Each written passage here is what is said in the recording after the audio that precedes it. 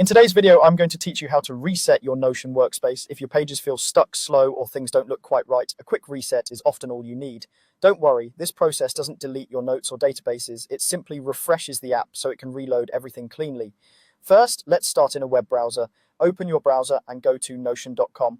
Click login and sign into your account if you aren't already. Once you're in your workspace, if something isn't working properly, perform a quick refresh. Look for the reload icon in the top bar, often a circular arrow, and click it to reload and refresh your Notion workspace. This forces the page to reconnect and can clear minor glitches.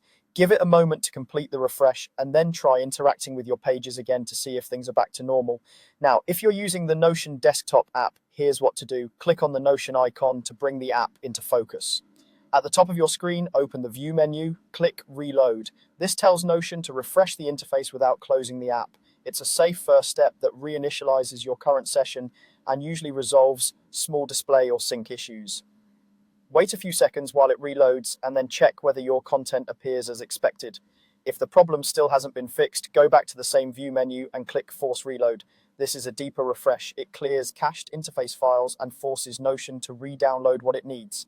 Again, it won't erase your content, it just gives the app a cleaner starting point. Depending on your connection and the size of your workspace, this might take a little longer, so let it finish before clicking around.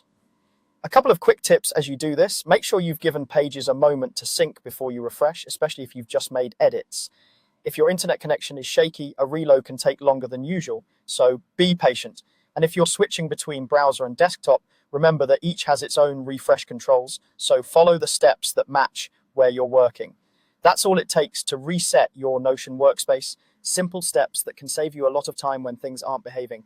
Thanks for watching. Don't forget to like and subscribe.